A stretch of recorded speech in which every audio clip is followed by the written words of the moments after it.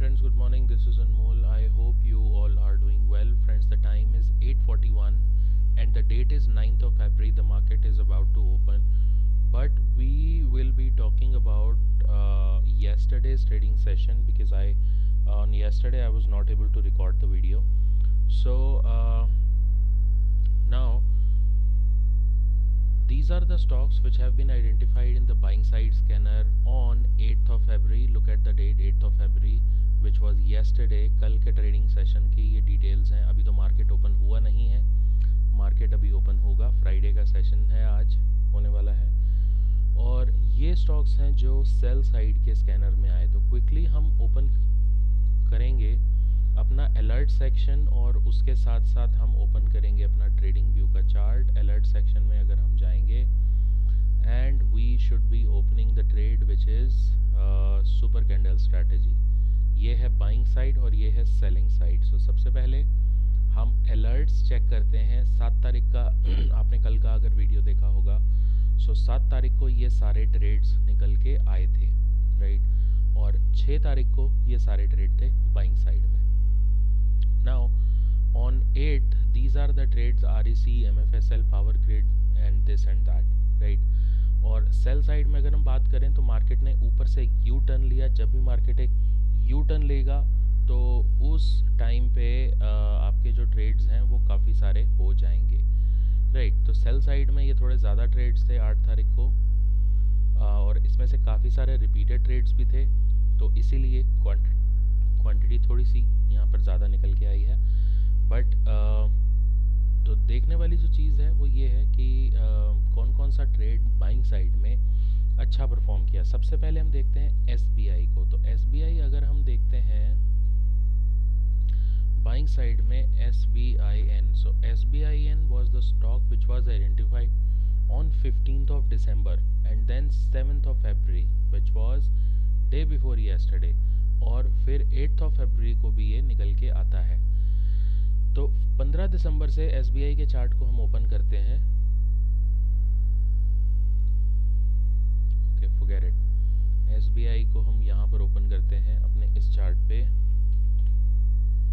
SBIN.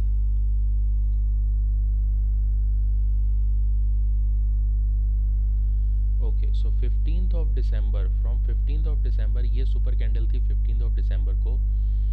इसमें आने के बाद स्टॉक थोड़ा सा ऊपर गया और उसके बाद फिर ये कंसोलिडेशन में रहा. फिर ये थोड़ा सा नीचे आया, यानी कि 646 से, और जो लोएस्ट पॉइंट था इसका 609 का था.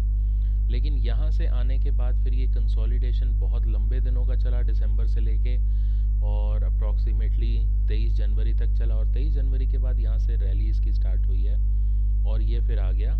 इसने हमें 720 के लेवल अप्रॉक्सीमेटली दिखा दिए, 718 रुपये 90 पैसे. और फिर ये जैन में कब आया था हमारे पास? जनवरी में जनवरी में नहीं आया, ये फेब में आया था 7 फरवरी को.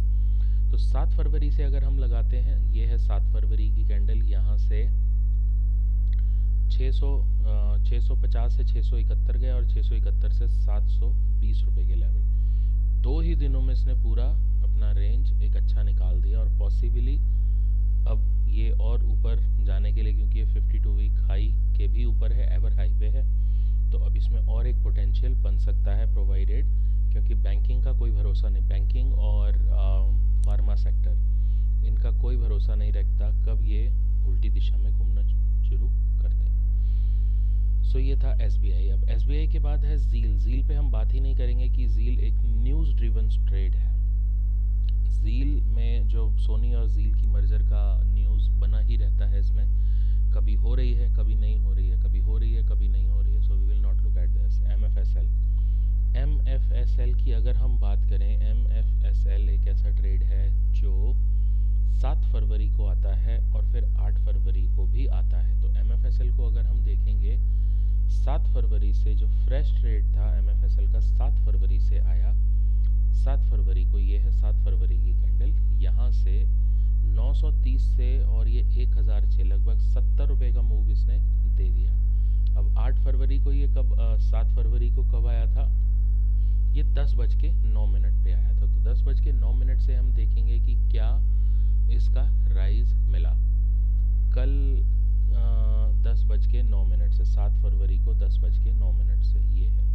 तो 960 रुपये से और हमें 1000 रुपये तक के लिए लगभग 40 रुपये, लगभग 4% का राइज इसमें मिला। अब आने वाले और दिनों में देखना पड़ेगा कि ये कितना और ऊपर जाएगा या नहीं जाएगा, राइट। उसके बाद है एल्केम। एल्केम को हम देखेंगे, एल्केम 13 दिसंबर को आया और उसके बाद 8 फरवरी को आया। अब एल्केम को अगर हम लगाते हैं 13 दिसंबर से,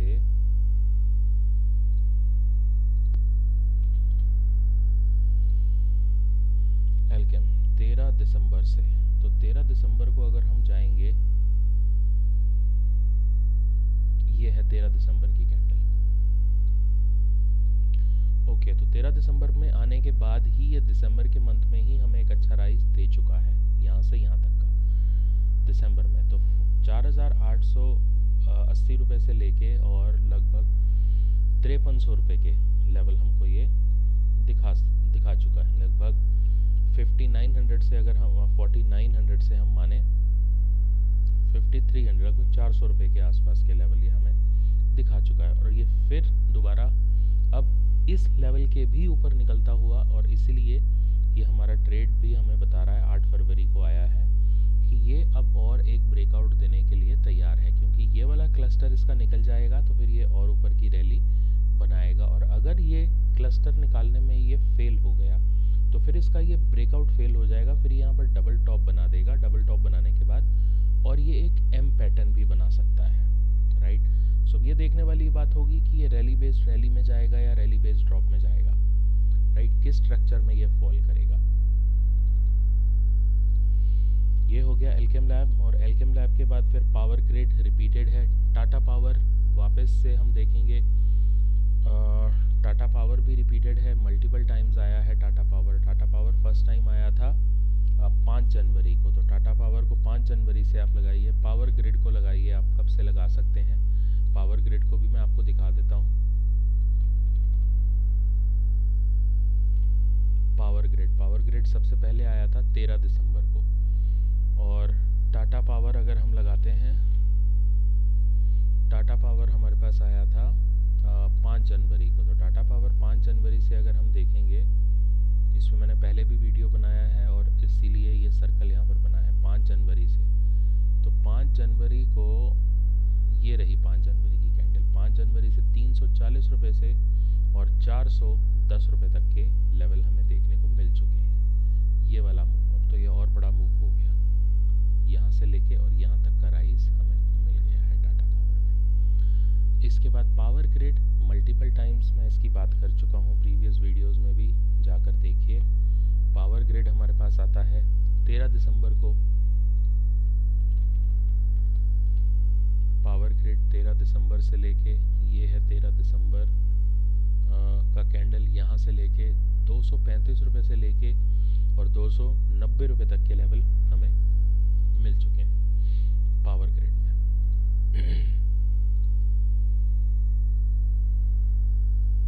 उसके बाद इप्का लैब